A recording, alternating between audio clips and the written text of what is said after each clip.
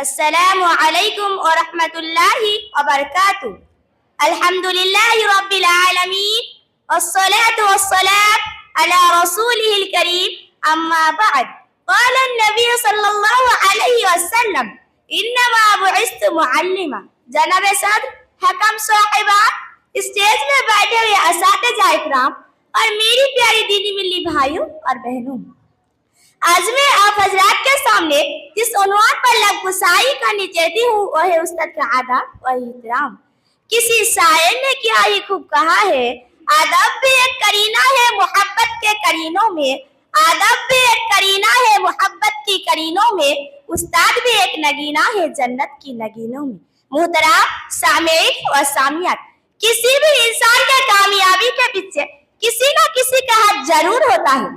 اگر یہ کہا جائے کہ والدین سے بڑھ کر طلبہ کو عروج و ارتقاء کے راہ پر لا کھڑا کرنے والے اساتذہ ہی ہے تو بے جانا ہوگا، کیونکہ والدین اپنے بچوں کو زمین پر رکھ دیتے ہیں اور یہی اساتذہ ان بچوں کو کامیابی کی آخری منزل تک لے جانے کے لیے اپنی پوری محنت صرف کر دیتے ہیں.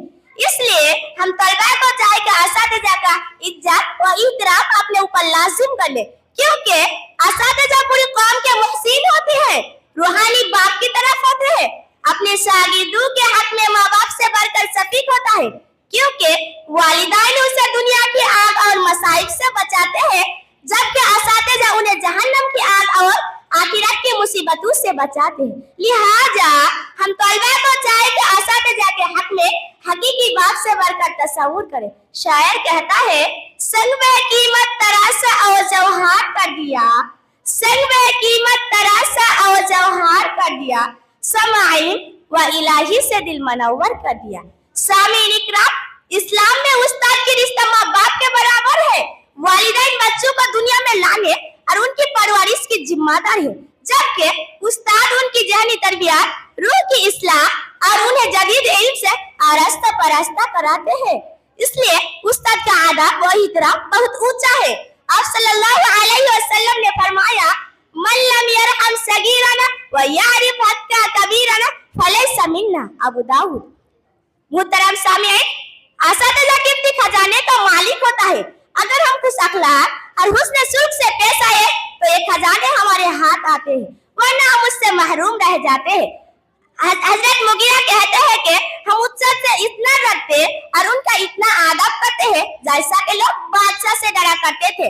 ابن عباس رضی اللہ عنہما اساتذہ کے سامنے تواضع و انکسار کا اظہار اس طرح کرتے ہیں کہ علم حدیث کے لیے ان کے گھروں کے دہلیز پر بیٹھ جاتے اور اساتذہ کے نکلنے کا انتظار کرتے تھے.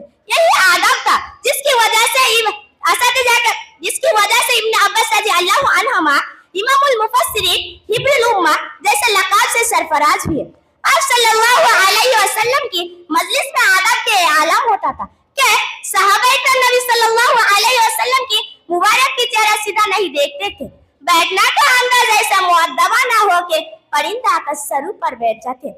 محترم سامعین و سامعات اور میری پیاری بھائیوں اور بہنوں، اب میں آپ کے سامنے اساتذہ کا آداب و احترام سلسلہ میں چند نکات پیش کرنے کی کوشش کرتی ہوں تاکہ ہم ان کے عملی جامہ پہنا کر دنیا و آخرت سنوار سکے. نمبر 1، اساتذہ کو گفتگو کے توجہ سے سنیں. نمبر 2، ان کی طرف احترام کی نگاہ سے دیکھیں. نمبر 3، اساتذہ سے بات کرے تو نظر نیچے کر کے بات کریں. نمبر 4، اگر کوئی اپنے استاد کے عیب چھپائے اور ان کے اوصاف بیان کرے. نمبر 5، اگر کوئی استاد کی برائی کر رہا ہو تو اپنے استاد کی دفاع کرے. نمبر 6، اساتذہ کو دھوکہ نہ دے. نمبر 7، جتنا ممکن ہے ان کے لیے دعا کرے. آخر میں اللہ تعالیٰ سے دعا ہے، اے اللہ ہم سب کو اساتذہ کو اہمیت سمجھ دے، ان کی ہر راہ پر رہنمائی حاصل کرنے کی توفیق دے. آمین آمین. وآخر الدعوانا الحمدللہ رب العالمین. السلام علیکم ورحمۃ اللہ وبرکاتہ.